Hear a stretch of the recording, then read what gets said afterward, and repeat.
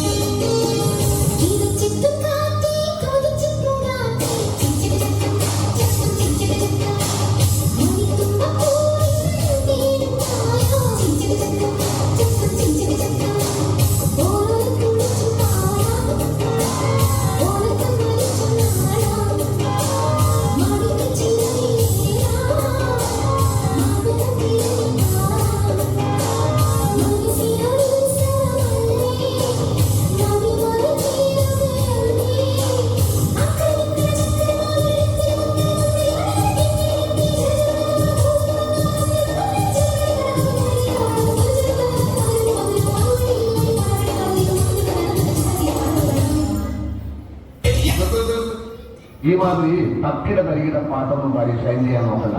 എന്നെപ്പോലുള്ള സാധാരണക്കാർക്ക് പാടാനും ഡാൻസ് ചെയ്യാൻ പറ്റുന്ന പാടാനും മതി. പോണ്ടിച്ചേരിയിൽ ഫ്രണ്ട്സൊക്കെ അങ്ങനെ. അതിപ്പോ ഈ കാട്ടിയാദിക്കാർക്കൊക്കെ പാടാൻ പറ്റിയ പാട്ടേതാ?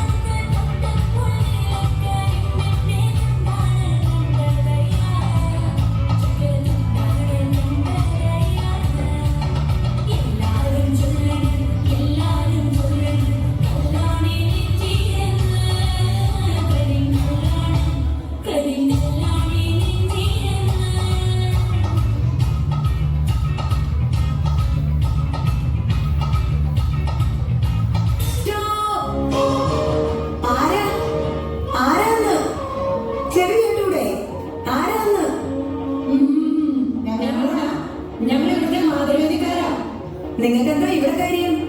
അല്ല, നമ്മളാരാണാവോ? അതല്ലല്ലോ ഞാൻ ചോദിച്ചതിനുള്ള മറുപടി. ഇവിടുത്തെ അടിച്ചുതളിക്കാരിയാ?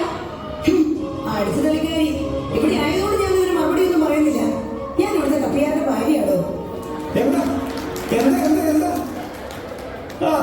മാധവേദിക്കാരെല്ലാവരും ഉണ്ടല്ലോ. നിങ്ങളോട് എനിക്ക് കുറച്ച് കാര്യങ്ങൾ ചോദിച്ചറിയാനുണ്ട്. ചോദിച്ചോ, എന്ത് ചോദിച്ചാലും ഞങ്ങൾ പാട്ടിലൂടെ മറുപടി പറയൂ. ശരി, എന്നാൽ നിങ്ങളുടെ ഭർത്താക്കന്മാരെ കുറിച്ച് നിങ്ങളുടെ അഭിപ്രായം എന്താണ്? മടിച്ചു നിൽക്കണ്ട, പറയൂ, കേൾക്കട്ടെ.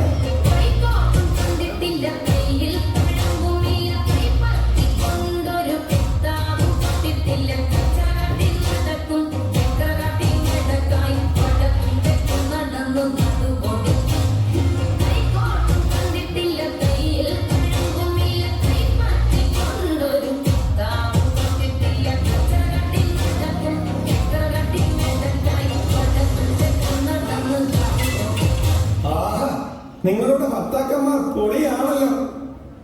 ആട്ടെ, നിങ്ങളെ കുറിച്ച് നിങ്ങളുടെ ഭർത്താക്കന്മാർക്കുണ്ടായിരുന്ന സങ്കല്പം നിങ്ങൾക്ക് അറിയാമായിരുന്നോ?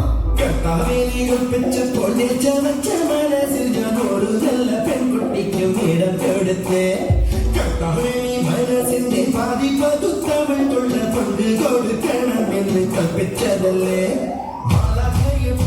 അവൾ എന്റെ അത്താരക്കൂട്ടിൽ പ്രേമം പിന്നെ പഞ്ചാര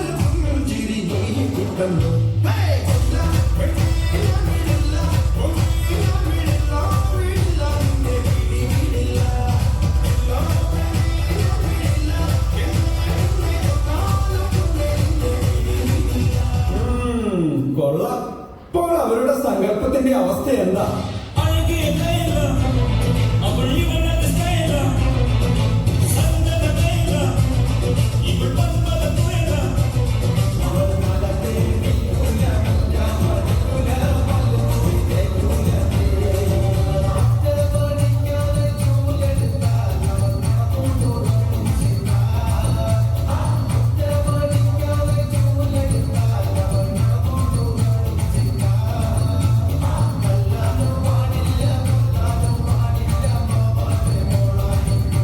ഓഹോ, ഇത്രയും കേട്ട സ്ഥിതിക്ക് മക്കൾ അടിപൊളിയായിരിക്കുമല്ലോ. ദൈവം തന്നതല്ലാതും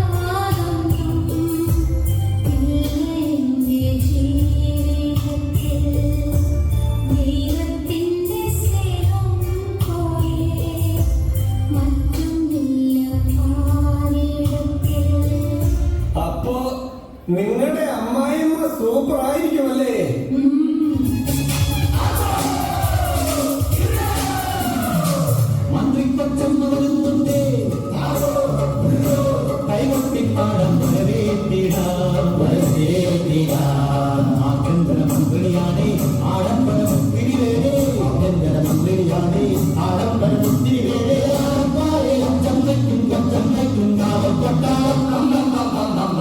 ഇനി നിങ്ങളുടെ ഇടവകയെ കുറിച്ച് എന്ത് പറയുന്നു? വല്യച്ഛന്മാരും കൊച്ചച്ഛന്മാരും അന്നും ഇന്നും മാറാനുള്ളത് കപ്പ്യാരോ മാത്രം. കമ്മറ്റിക്കാരും കൈക്കാരന്മാർ മാറും അന്നും ഇന്നും മാറാനുള്ളത് കപ്പ്യാരോ മാത്രം. വചനത്തിന്റെ വിത്തു വിതയ്ക്കും വല്യച്ഛൻ, സ്നേഹത്തിന്റെ കല്ലുവ കൊയ്യും കൊച്ചച്ഛൻ. സൂപ്പർ. നിങ്ങളുടെ മാതൃവേദി നല്ല അംഗബലമാണെന്ന് കേട്ടിട്ടുണ്ടല്ലോ. എന്താണ് നിങ്ങൾക്ക് അതിനെക്കുറിച്ച് പറയാനുള്ളത്? സ്നേഹത്തിൽ